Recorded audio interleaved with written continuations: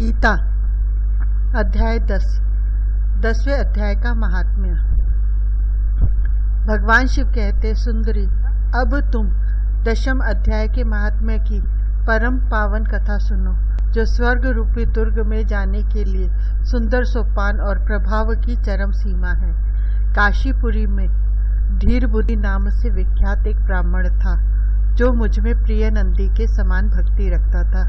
वह पावन कीर्ति के अर्जन में तत्पर रहने वाला, शांत चित्त और हिंसा, कठोरता और दुस्साहस से दूर रहने वाला था। जितेंद्रिय होने के कारण वह निवृत्ति मार्ग में स्थित रहता था। उसने वेद रूपी समुद्र को पार पा लिया था। वह संपूर्ण शास्त्रों के तात्पर्य का ज्ञाता था। उसका चित्त सदा मेरे ध्यान में संलग्न रहता था। वह मन को अंतरात्मा में लगाकर सदा आत्म तत्व का साक्षात्कार किया करता था। अतः जब वह चलने लगता, तब मैं प्रेमवश उसके पीछे दौड़ दौड़ कर उसे हाथ का सहारा देता रहता था। यह देख मेरे पार्षद भृंगिरिटी ने पूछा, भगवान, इस प्रकार भला किसने आपका दर्शन किया होगा? इस महात्मा ने कौन सा तप, होम अथवा जप किया है कि स्वयं आप ही पग पग पर इसे हाथ का सहारा देते रहते हैं? भृंगिरिटी का यह प्रश्न सुनकर मैंने इस प्रकार उत्तर देना आरंभ किया। एक समय की बात है, कैलाश पर्वत के पार्श्व भाग में पुन्नाग वन के भीतर चंद्रमा की अमृतमयी किरणों से धुली हुई भूमि में एक वेदी का आश्रय लेकर मैं बैठा हुआ था। मेरे बैठने के क्षण भर बाद ही सहसा बड़े जोर की आंधी उठी। वहां के वृक्षों की शाखाएं नीचे ऊपर होकर आपस में टकराने लगी। कितनी ही टहनियां टूट टूट कर बिखर गई। पर्वत की अविचल छाया भी हिलने लगी। इसके बाद वहां महान भयंकर शब्द हुआ, जिससे पर्वत की कंदराएं प्रतिध्वनित हो उठी। तदंतर आकाश से कोई विशाल पक्षी उतरा, जिसकी कांति काले मेघ के समान थी। वह कज्जल की राशि, अंधकार के समूह अथवा पंख कटे हुए काले पर्वत सा जान पड़ता था।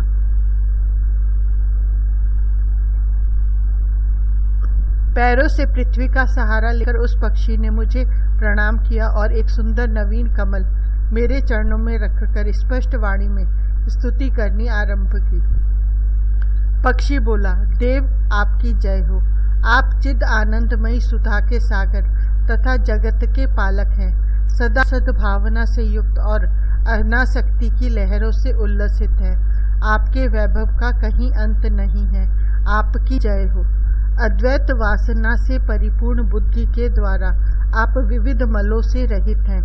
आप जितेंद्रिय भक्तों को अधीन अविद्यामय उपाधि से रहित, नित्य मुक्त, निराकार, निरामय, असीम, अहंकार शून्य, आवरण रहित और निर्गुण है।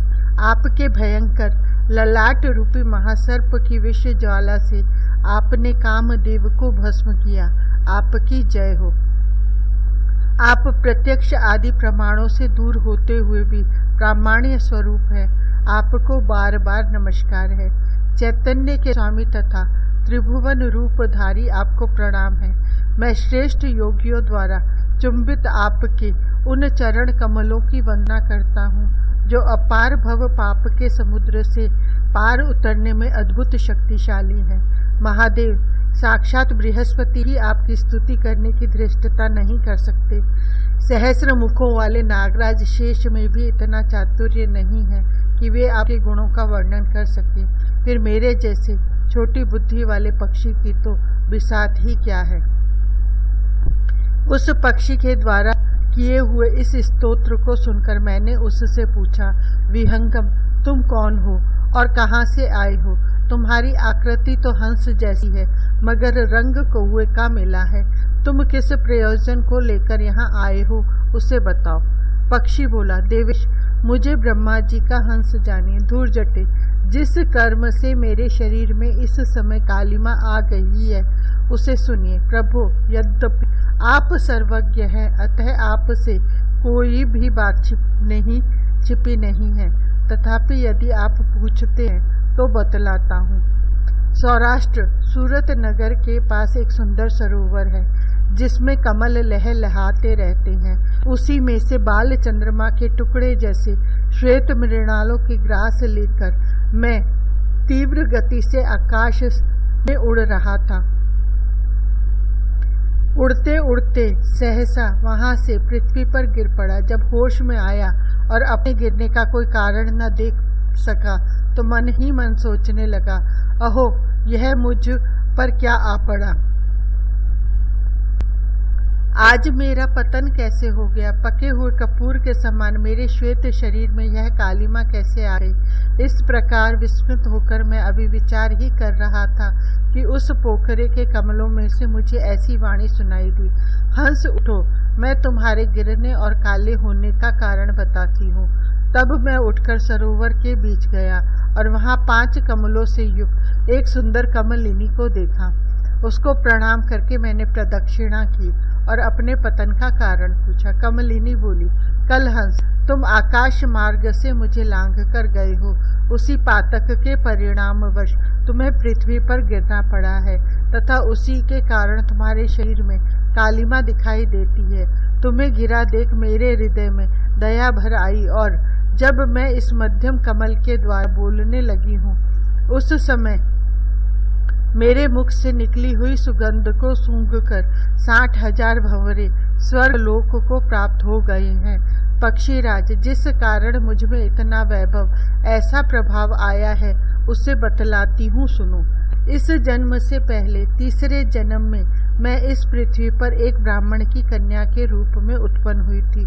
उस समय मेरा नाम सरोज वदना था। मैं गुरुजनों की सेवा करती हुई सदा एकमात्र पतिव्रत के पालन में तत्पर रहती थी। एक दिन की बात है, मैं एक मैना को पढ़ा रही थी। इससे पति सेवा में कुछ विलंब हो गया। इससे पति देवता कुपित हो गए और उन्होंने शाप दिया, पापिनी तू मैना हो जा।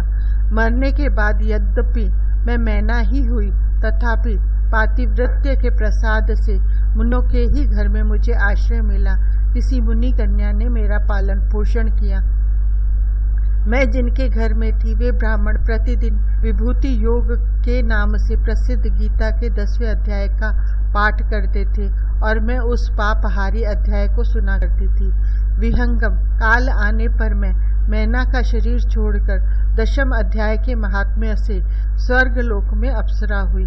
मेरा नाम पद्मावती हुआ और मैं पद्मा की प्यारी सखी हो गई। एक दिन मैं विमान से आकाश में विचर रही थी। उस समय सुंदर कमलों से सुशोभित इस रमणीय सरोवर पर मेरी दृष्टि पड़ी और इसमें उतरकर ज्यों ही मैंने जल क्रीड़ा प्रारंभ की त्यों ही दुर्वासा मुनि आदम की। उन्होंने वस्त्रहीन अवस्था में मुझे देख लिया। उनके भय से मैंने स्वयं ही कमलिनी का रूप धारण कर लिया। मेरे दोनों पैर 2 कमल हुए, दोनों हाथ भी 2 कमल हो गए और शेष अंग के साथ मेरा मुख भी कमल का हो गया। इस प्रकार मैं 5 कमलों से युक्त हुई। मुनिवर दुर्वासा ने मुझे देखा। उनके नेत्र क्रोध अग्नि से जल रहे थे। वे बोले, पापिनी तू इसी रूप में 100 वर्षों तक पड़ी रहे। यह शाप देकर वे क्षण भर में अंतर्धान हो गए। कमलिनी होने पर भी विभूति योग अध्याय के महात्म्य से मेरी वाणी लुप्त नहीं हुई है। मुझे लांघने मात्र के अपराध से तुम पृथ्वी पर गिरे हो। पक्षीराज, यहाँ खड़े हुए तुम्हारे सामने ही आज मेरे शाप की निवृत्ति हो रही है, क्योंकि आज 100 वर्ष पूरे हो गए। मेरे द्वारा गाए जाते हुए इस उत्तम अध्याय को तुम भी सुन लो। उसके श्रवण मात्र से तुम भी आज मुक्त हो जाओगे। यह कहकर पद्मिनी ने स्पष्ट तथा सुंदर वाणी में 10वें अध्याय का पाठ किया और वह मुक्त हो गई। उसे सुनने के बाद उसी के दिए हुए इस कमल को लाकर मैंने आपको अर्पण किया है। इतनी कथा सुनाकर उस पक्षी ने अपना शरीर त्याग दिया। यह एक अद्भुत सी घटना हुई। वही पक्षी अब 10वें अध्याय के प्रभाव से ब्राह्मण कुल में उत्पन्न हुआ है। जन्म से ही अभ्यास होने के कारण शैशव अवस्था से ही इसके मुख से सदा गीता के 10वें अध्याय का उच्चारण हुआ करता है। 10वें अध्याय के अर्थ चिंतन का यह परिणाम हुआ है कि यह सब भूतों में स्थित शंख चक्रधारी भगवान विष्णु का सदा ही दर्शन करता रहता है। इसकी स्नेहपूर्ण दृष्टि जब कभी किसी देहधारी के शरीर पर पड़ जाती है तब वह चाहे शराबी और ब्रह्म हत्यारा ही क्यों न हो मुक्त हो जाता है तथा पूर्व जन्म में अभ्यास किए हुए 10वें अध्याय के महात्म्य से इसको दुर्लभ तत्व ज्ञान प्राप्त हुआ तथा इसने जीवन मुक्ति भी पा ली है। अतः जब यह रास्ता चलने लगता है तो मैं इसे हाथ का सहारा दिए रहता हूँ। भृंगिरिटी, यह सब 10वें अध्याय की ही महामहिमा है। पार्वती, इस प्रकार मैंने भृंगिरिटी के सामने जो पापनाशक कथा कही थी वही तुमसे भी कही है। नर हो या नारी अथवा कोई भी क्यों न हो, इस 10वें अध्याय के श्रवण मात्र से उसे सब आश्रमों के पालन का फल प्राप्त होता है।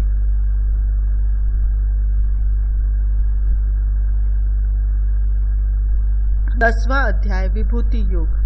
7 से लेकर 9वें अध्याय तक विज्ञान सहित ज्ञान का जो वर्णन किया है वह बहुत गंभीर होने से फिर से उस विषय को स्पष्ट रूप से समझाने के लिए इस अध्याय का अब आरंभ करते हैं। यहाँ पर पहले श्लोक में भगवान पूर्वोक्त विषय का फिर से वर्णन करने की प्रतिज्ञा करते हैं।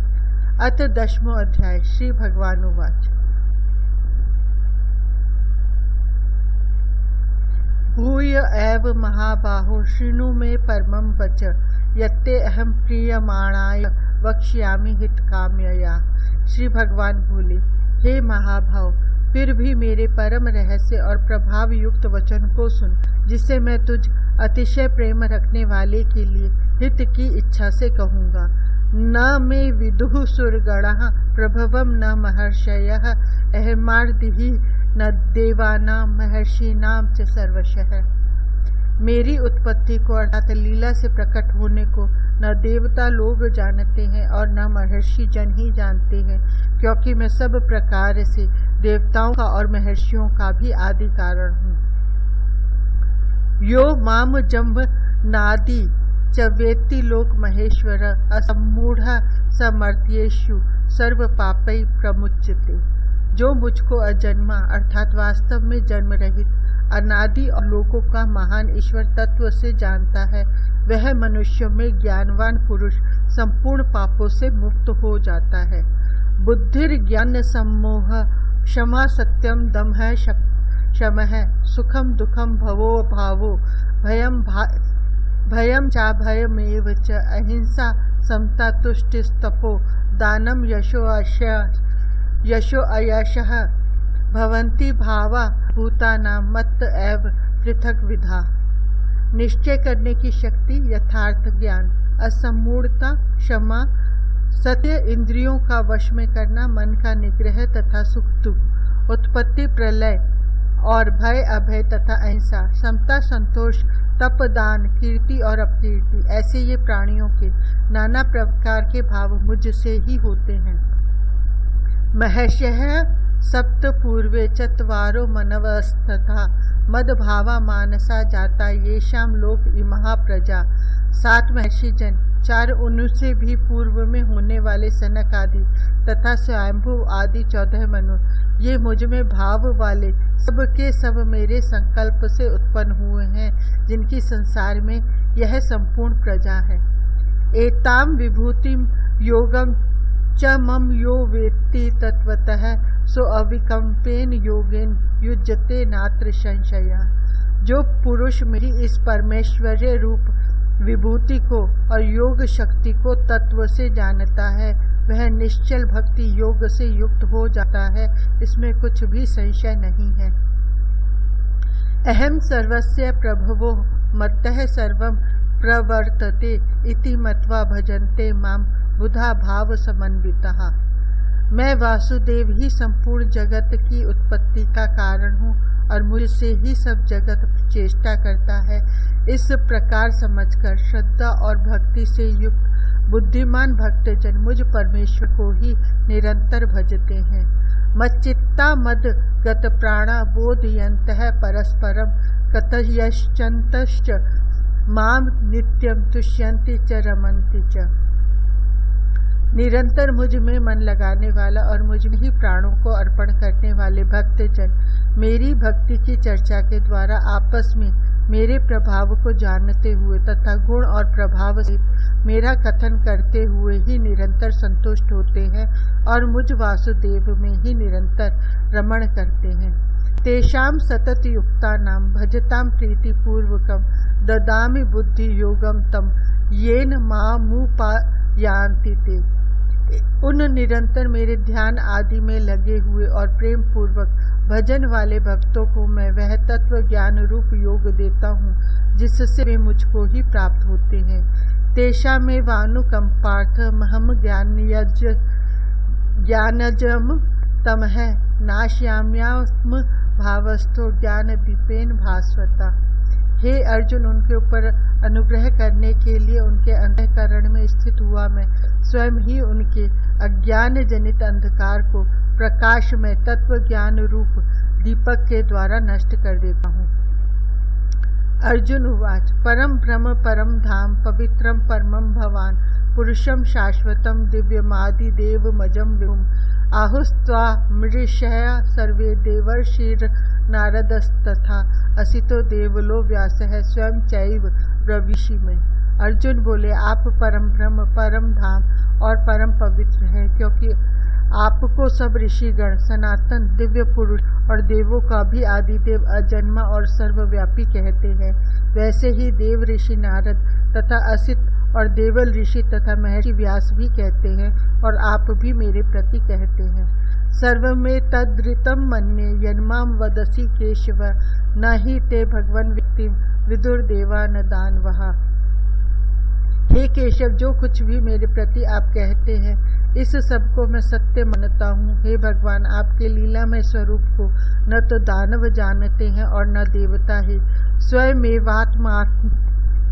स्वयमेवात्मनात्मानं वेत्थ त्वं पुरुषोत्तम भूत भावन भूतेश देव देव जगतपते। हे भूतों को उत्पन्न करने वाले, हे भूतों के ईश्वर, हे देवों के देव, हे जगत के स्वामी, हे पुरुषोत्तम, आप स्वयं ही अपने से अपने को जानते हैं। वक्तुर्महस्य शेषेन दिव्यात्म विभूतया याभिर्विभूतिर्भिर्लोकामिन् निमांस्त्वं वाप्य तिष्ठसि। इसलिए आप ही उन अपनी दिव्य विभूतियों को संपूर्णता से कहने में समर्थ हैं, जिन विभूतियों के द्वारा आप इन सब लोकों को व्याप्त करके स्थित हैं। कथम विद्यामहम योगस्त्वाम सदा परिचितयन् केषु केषु च भावेषु चिंत्यो असि भगवान मया।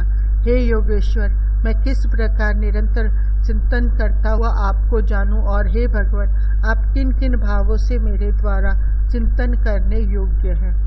विस्तेनात्मनो योगम विभूतिम च जनार्दन भूय कथय तृप्तिर्हि शृण्वतो नास्ति में अमृतम। हे जनार्दन, अपनी योग शक्ति को और विभूति को फिर भी विस्तार पूर्वक कहिए, क्योंकि आपके अमृतमय वचनों को सुनते हुए मेरी तृप्ति नहीं होती, अर्थात सुनने की उत्कंठा बनी ही रहती है। श्री भगवान उवाच हंत ते कथयिष्यामि दिव्यात्म विभूतया प्राधान्यतः कुरुश्रेष्ठ नास्ति अंत्यो विस्तरस्य में। श्री भगवान बोले, हे कुरुश्रेष्ठ, अब मैं जो मेरी विभूतियां हैं उनको तेरे लिए प्रधानता से कहूँगा, क्योंकि मेरे विस्तार का अंत नहीं है। अहमात्मा गुणाकेश सर्वभूताशय स्थित अहमादिश्च मध्यम च भूतानामंत एव च।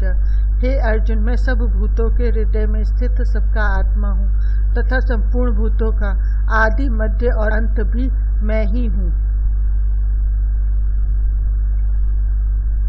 आदित्या नाम अहम विष्णुर ज्योतिषीयम रविरंशुमान मरीचिर मरुतामास्मि नक्षत्राणामहम शशि। मैं अदिति के 12 पुत्रों में विष्णु तथा ज्योतियों में किरणों वाला सूर्य हूँ तथा 49 वायु देवताओं का तेज और नक्षत्रों का अधिपति चंद्रमा हूँ। वेदा नाम साम वेदो अस्मि देवा नाम अस्मि वासवः इंद्रियाणाम मनश्चास्मि भूतानाम अस्मि चेतना। मैं वेदों में सामवेद हूँ, देवों में इंद्र हूँ, इंद्रियों में मन हूँ और भूत प्राणियों की चेतना अर्थात जीवन शक्ति हूँ। रुद्राणाम शंकरश्चास्मि वित्तेषु यक्षरक्षर साम वसुनाम पावकश्चास्मि मेरु शिखिरी नामहम। मैं 11 रुद्रों में शंकर हूँ और यक्ष तथा राक्षसों में धन का स्वामी कुबेर हूँ। मैं 8 वसुओं में अग्नि हूँ और शिखर वाले पर्वतों में सुमेरु पर्वत हूँ। पुरोधसाम च मुख्य माम विद्धि पार्थ बृहस्पतिम सेनानी नामहम स्कंद है सर सामस्मि सागर है। पुरोहितों में मैं मुखिया बृहस्पति मुझको जान। हे पार्थ, मैं सेनापतियों में स्कंद और जलाशयों में समुद्र हूँ। महर्षि नाम भृगुरहम गिरामस्य मेक अक्षरम यज्ञानाम जप यज्ञो अस्मि स्थावराणाम हिमालयः। मैं महर्षियों में भृगु और शब्दों में एक अक्षर अर्थात ओंकार हूँ। सब प्रकार के यज्ञों में जप यज्ञ और स्थिर रहने वालों में हिमालय पर्वत हूँ। अश्वत्थ है सर्व वृक्षा नाम, देवर्षि नाम च नारद है, गंधर्वा नाम चित्ररथ है, सिद्धा नाम कपिलो मुनि। मैं सब वृक्षों में पीपल का वृक्ष, देवऋषियों में नारद मुनि, गंधर्वों में चित्ररथ और सिद्धों में कपिल मुनि हूँ। उच्च ही श्रवस समस्वानाम विद्धि माम मृतोद्भवम ऐरावतम गजेंद्राणाम नराणाम च नराधिपम। घोड़ों में अमृत के साथ उत्पन्न होने वाला उच्च श्रवा नामक घोड़ा, श्रेष्ठ हाथियों में ऐरावत नामक हाथी और मनुष्यों में राजा मुझको जान। आयुधानाम हम वज्रम धेनु नाम अस्मि कामधुक प्रजनश्चास्मि कंदर्प है सर्पाणास्मि वासुकी। मैं शस्त्रों में वज्र और गोओं में कामधेनु हूँ। शास्त्रोक्त रीति से संतान की उत्पत्ति का हेतु कामदेव हूँ और सर्पों में सर्पराज वासुकी हूँ। अनंतश्चास्मि नागानाम वरुणो यादसामहम पितृनाम अर्यमा चास्मि यमः संयमयतामहम। मैं नागों में शेषनाग और जलचरों का अधिपति वरुण देवता हूँ और पितरों में अर्यमा नामक पितर तथा शासन करने वालों में मैं यमराज में हूँ। मैं प्रहलादश्चास्मि दैत्यानाम काल है कलियता महम मृगाणाम च मृगेंद्रो अहम वैनेतेयश्च पक्षिणाम। मैं दैत्यों में प्रहलाद और गणना करने वालों का समय हूँ तथा पशुओं में मृग राजसिंह और दैत्यों में मैं गरुड़ हूँ।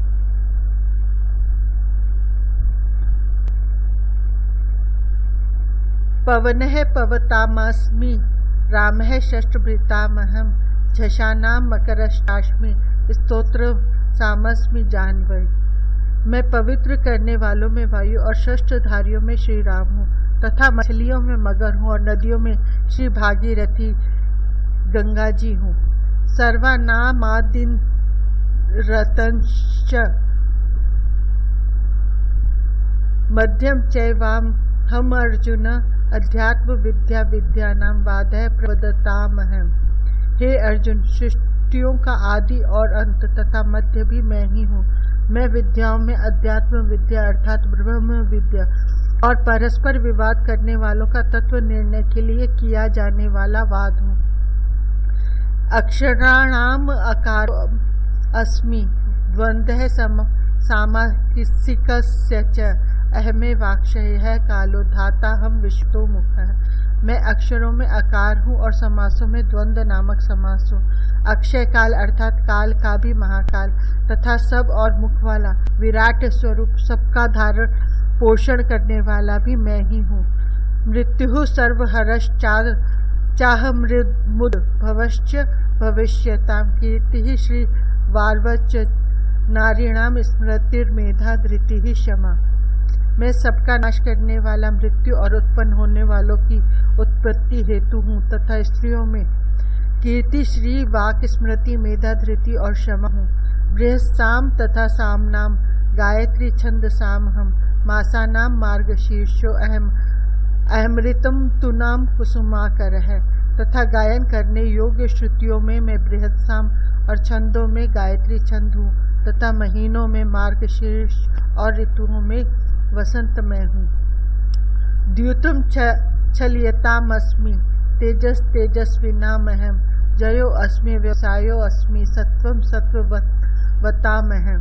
मैं छल करने वालों में जुआ और प्रभावशाली पुरुषों का प्रभाव हूँ। मैं जीतने वालों का विजय हूँ, निश्चय करने वालों का निश्चय और सात्विक पुरुषों का सात्विक भाव हूँ। वृष्णि नाम वासुदेवो अस्मि पांडवा नाम धनंजय मुनि नामप्यहम व्यासः कविना मूषण कवि। वृष्णि वंशियों में मैं वासुदेव अर्थात मैं स्वयं तेरा सखा, पांडवों में धनंजय अर्थात तू, मुनियों में वेदव्यास और कवियों में शुक्राचार्य कवि भी मैं ही हूँ। दंडो दमयतामस्मि नीतिरस्मि जिगिष्टाम मौनम चैवास्मि गुह्यानाम ज्ञानम ज्ञानवतामहम। मैं दमन करने वालों का दंड अर्थात दमन करने की शक्ति हूँ, जीतने की इच्छा वालों की नीति हूँ, गुप्त रखने योग्य भावों का रक्षक मौन हूँ और ज्ञानवानों का तत्व ज्ञान मैं ही हूँ। यच्चापि सर्वभूतानां बीजं तदहमर्जुन न तदस्ति विना यतस्यान्मया भूतम चराचरम। और हे अर्जुन, जो सब भूतों की उत्पत्ति का कारण है वह भी मैं ही हूँ, क्योंकि ऐसा चर और अचर कोई भी भूत नहीं है जो मुझसे रहित है। नान्तो अस्मि मम दिव्या नाम विभूति नाम परम तत्प ऐश तद्युच्छेतः प्रोक्तो विभूतिर विस्तरो मया। हे परंतप, मेरी दिव्य विभूतियों का अंत नहीं है। मैंने अपनी विभूतियों का यह विस्तार तो तेरे लिए एक देश से अर्थात संक्षेप से कहा है। यद्यद्विभूति मत्सत्वम श्रीमदुर्जितमेव वा तत्देवावगच्छम त्वं मम तेजो अश्य संभवम।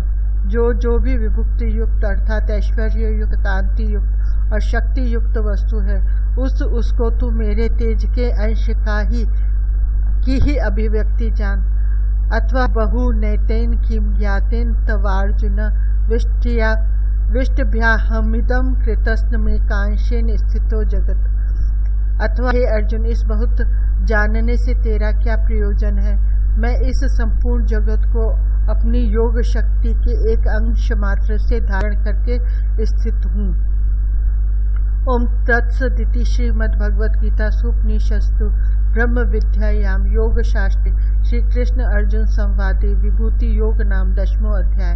इस प्रकार उपनिषद ब्रह्म विद्या तथा योग शास्त्र रूप श्रीमद् भगवद गीता के श्री कृष्ण अर्जुन संवाद में विभूति योग नामक 10वां अध्याय संपूर्ण हुआ।